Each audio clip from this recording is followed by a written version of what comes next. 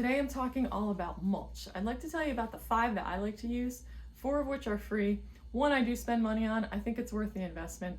I also want to tell you about a popular one that I would stay away from, and also give you some tips on applying it. So why is mulch important for your garden? Well, number 1 is it suppresses weeds. Number 2 is it holds in moisture. Number 3 is it regulates your soil temperature. It helps it from getting too hot or too cold in extreme temperatures. And number 4, it benefits microorganisms, which improve your soil health greatly, because microorganisms can't live in direct sunlight. They need something to hide under to protect them from the sun's rays.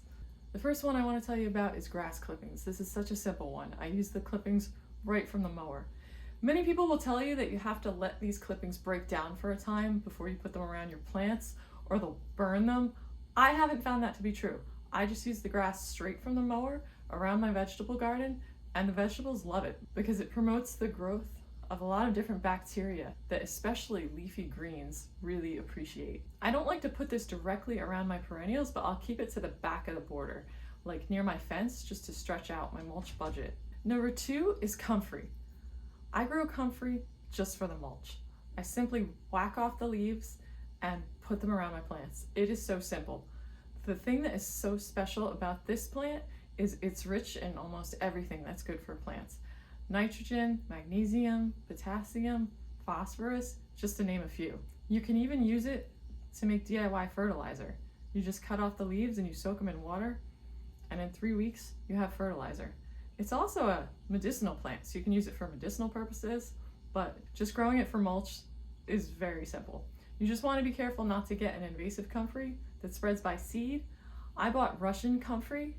It doesn't multiply by seed, but you can divide it and have as much comfrey as you want.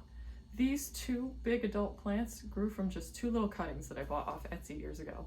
It's also a great pollinator plant. Number 3 is leaf mulch. I love to rake up the leaves in the fall and put them through my mulcher. It gives you this nice fine texture that you can spread around your plants, and in no time it turns into this fluffy black soil. It is great for any type of plant. You don't necessarily have to mulch the leaves, but I do in my garden because I grow small things like Iris reticulata and muscari, also known as grape hyacinths, so I want those things to come up readily in the spring and not get smothered by leaves. Also, I have a lot of reseeding plants that I like to reseed, and I don't want to smother out my seedlings with big leaves. Number 4 is chicken compost. If you have chickens, it is so easy to use them to make mulch. I simply take the material from the hen house, which is pine shavings and manure, and I push it in the run, and then I let the chickens stir it up, and then within 6 weeks I have a compost I can use. Now, some people say you need to take your material from the chicken run and let it age after that somewhere else where the chickens can't, put any fresh manure on it. Again, I haven't found that to be the case.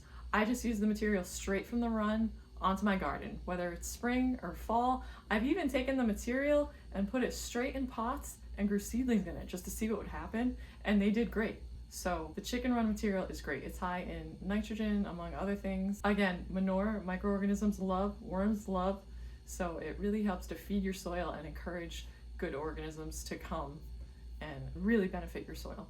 The one mulch I like to buy, number 5, is mini bark nuggets. I love these things because they're lighter than traditional mulch, but also they last longer. So I can mulch an area really well and get away 2-3 years without having to mulch that area again. That's important as you get into gardening and you garden more and more areas of your lawn.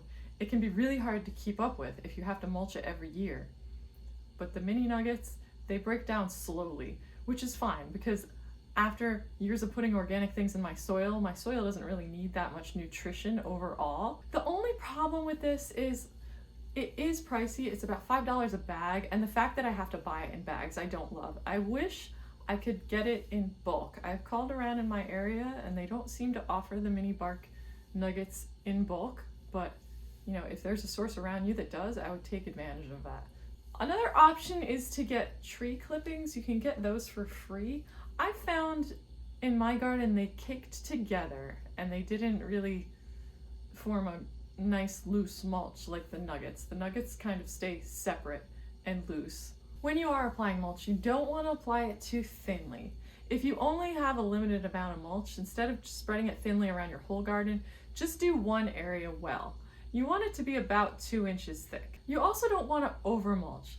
Some people will get mulch in every year just because they like the look of new mulch, and they'll keep on putting it on top of last year's mulch to the point where it gets very thick. This is especially an issue when you have landscape fabric underneath the mulch, as the mulch can't break down because it has that layer of plastic in between, which is not good for soil health. It's not good for microorganisms. They're not able to travel up and down, so that mulch is just sitting on a layer of plastic. Even though water can go down, other things can't go down. So I don't recommend the landscape fabric, and I also don't recommend caking mulch on top of mulch more than a couple of inches, because you're going to smother your plants, and when you go to plant something, it's hard to find the soil. One of the reasons people do this is because they buy the dyed mulch.